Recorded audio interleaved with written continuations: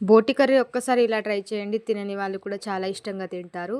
ఎలా చేయాలో అనేది చాలా సింపుల్‌గా చెప్పాను. మీరు కూడా తప్పకుండా ట్రై చేయండి. నేను ఇక్కడైతే విజిల్ కుక్కర్‌లో అయితే చేస్తున్నాననమాట. అప్పుడే బోటీలనేవి చాలా మంచిగా ఉడుకుతాయి. ఒకవేళ మీ దగ్గర విజిల్ కుక్కర్ లేకపోతే నార్మల్ కడాయిలో కూడా చేసుకోవచ్చు. ముందుగా విజిల్ కుక్కర్ పెట్టుకొని దాంట్లో ఆయిల్ వేసి, కరివేపాకు వేసి, కరివేపాకు కొంచెం వేగాక సన్నగా తురుముకున్న ఆనియన్స్ వేసుకొని కొంచెం గోల్డెన్ కలర్ వచ్చేదాకా ఫ్రై చేసుకోవాలి. అదే దాంట్లోనే అల్లం వెల్లుల్లి పేస్ట్ వేసి పచ్చివాసన పోయేంత వరకు అయితే ఫ్రై చేసుకోండి.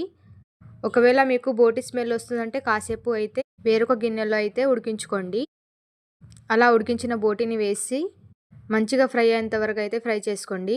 అలా దాంట్లో కొంచెం ఆయిల్ రిలీజ్ అవుతుండగా దాంట్లో పసుపు, ఉప్పు, కారం అలాగే దాంతో పాటు ధనియాల పొడి అయితే 2 స్పూన్స్ వరకు అయితే వేసుకోండి. అప్పుడేనే టేస్ట్ అయితే బాగుంటుంది. అలా అన్ని వేసుకున్న తర్వాత మంచిగా కలిపి టమాటోస్ కూడా వేసి టమాటోస్ మంచిగా ఉడికేంత వరకు అయితే మగ్గించుకోండి.